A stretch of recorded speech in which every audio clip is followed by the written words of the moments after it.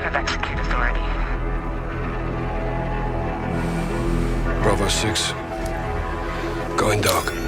Hello everyone. So, after around 10 days, the Modern Warfare 3 beta, it has probably ended by this point, I think it ended on Monday, and I've been playing the absolute heck out of that game to the bone as of late, like I do with every Call of Duty at this point. If there is one multiplayer franchise that has me by the draw every year, Call of Duty is exactly that. The pick up and play shooting experience, the customization, the opportunities to live up, get the prestige rank up a gun and get the best cameras for it. It's no wonder why this series always continues to break records every year. But if I'm going to be honest, I have kind of a mixed history with this series. The last few Call of Duty games, they've been somewhat of a wild ride, from being great to just flat up skippable. Modern Warfare 2019 was a return to form. It took the series to a whole new level with a rebooted storyline, and its multiplayer felt a lot more expanded in terms of the map sizes and the amount of content that you were getting throughout the course of a year, and I sunk hours into that game, so much so that I even managed to platinum it. Cold War is so-so. I enjoyed the campaign, it had some memorable levels and characters, but the multiplayer was pretty mid. I just didn't like how sweaty every match was in the game, and it just felt like a lot slower in general, and Vanguard, the less said about it the better. Modern Warfare 2 was like supposed to be a return to form, and to some extent it was like fine, I guess. The campaign was a great continuation of where Modern Warfare 2019 left off, but the changes that Infinity Ward thought that they were going to be a good idea just didn't land with a lot of people. The movement felt slower, the time to kill was a little bit too quick, I guess, and there were no red dots on the map, which they said was all about being tactical on the battlefield and not relying on the map. And the perk system was one of the few things that I felt they tried to do well, but it overall just ended up being more of a mess. But back to Modern Warfare 3, first of all, for what it's offering, I'm generally struggling to see why this is being charged at $70. This was supposed to be a massive expansion to Modern Warfare 2, continuing on with the story, learning about Task Force 141 and their search for Makarov, alongside significantly boosting the game's content. If they had actually made this a $40 expansion with all that content whilst Modern Warfare 2 was being kept, then I think that would have been a pretty good deal. But no. This is a $70 game, since Activision definitely still wants to make bank with the analysed release schedule, even though it's becoming clear that fundamentally you only can do so much with releasing a COD every year and trying to keep up with that release schedule. Then again, we're gonna keep up buying it, regardless of how we all feel about the series, right? From putting in a couple of hours, playing the beta with a couple of friends, I'm glad to say that I had a great experience of Modern Warfare 3's beta. I know that Sledgehammer usually gets a lot of shit for the way they have approached Call of Duty, but the changes they have made have been absolutely incredible for the game in general. First off, we finally have the option to vote for a map, and the last time we had the option was in Cold War, and every time we had to endure playing an awful map in Modern Warfare 2, like for example, if you're playing that awful Santa Cena border crossing map with some of the worst map design that I've seen for a game, the best that we had to do was to back out to the main menu.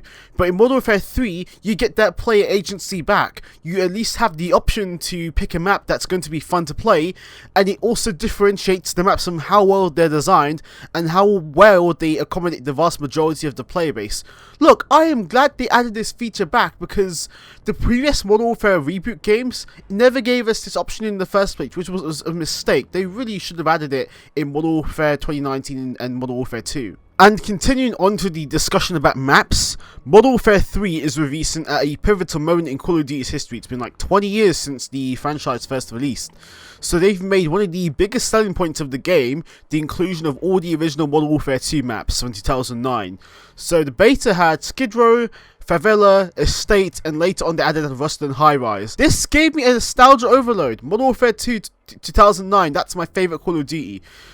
And those maps, they just feel so fresh and fun to play on, especially with the fact that they've been completely modernised for modern hardware. So if I had to pick a favourite map in this game, it'd have to be High Rise. You have enough space to flank the enemy around the middle of the map, and even as a sniper you get great vantage points to hit some kills, and it is perfect for 6v6 domination matches. It all feels so hectic. Skid Row is also great for flanking the enemy in corridors. My least favourite map though was Estate.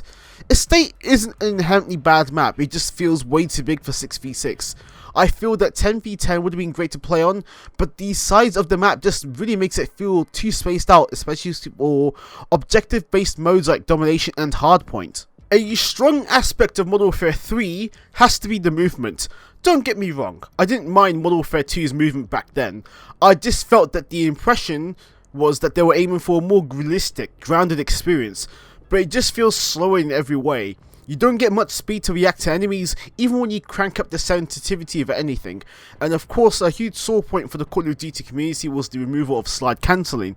Modern Warfare 3 improves on the movement in every way imaginable. You have an increased level of speed and fluidity to move around the map, and more importantly, react to enemy movements and combat throughout the match. Slide cancelling is seamless as well. More often than not, I can react faster to enemies because my character's movement has been so vastly improved in Modern Warfare 3. Although unfortunately, it's made movement kiddies think that shaking the mouse like you're having some panic attack while missing all of your shots counts as movement, whilst having some awful rap music in the background.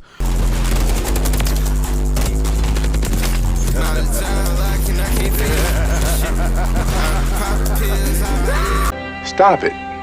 Get some help. But after playing Modern Warfare 3, it makes going back to MWIII a lot harder to get used to. I just can't go back to playing that game for the next few weeks. They have nailed the movement in a way that just makes the experience live up to the expectations of what a Call of Duty should be. And as for the gunplay, I'm pretty sure that the time to kill, the TTK, is pretty fast, as it only takes around 4 to 6 shots to end up dead in Modern Warfare 3. But it is a bit slower compared to Modern Warfare 2, considering that the health has been boosted to 150, like in some of Treyarch's Call of Duty games.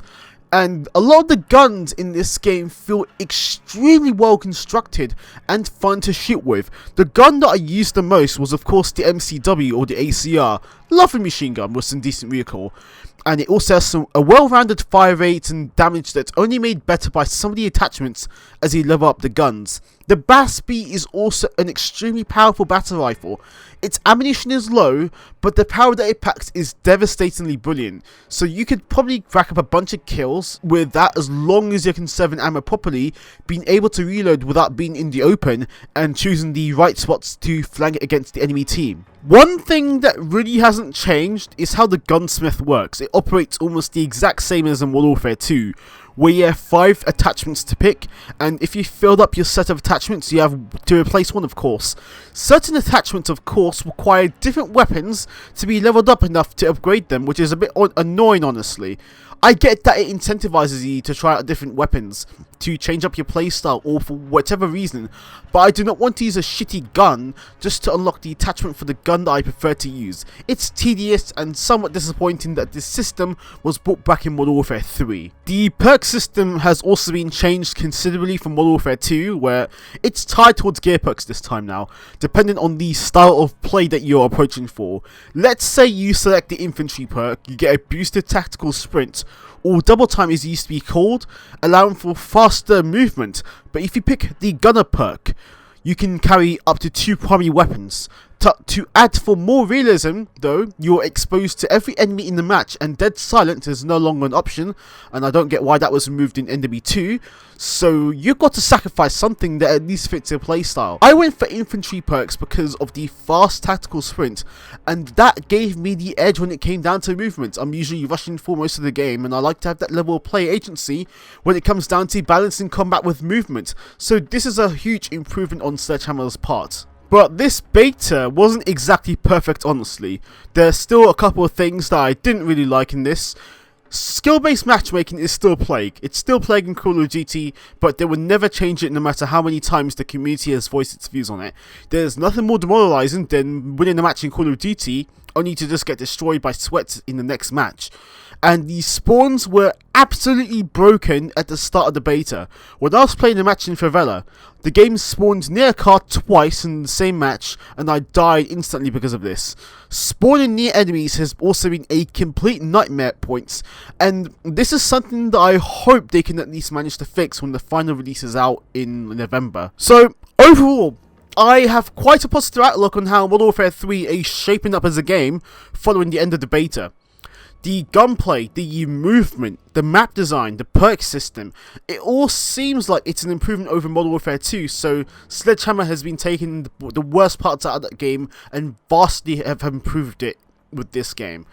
but there are some fundamental issues with the spawns and the gunsmith system, and I have to wonder if this is worth $70 when this game was supposed to be billed as a massive expansion to Modern Warfare 2.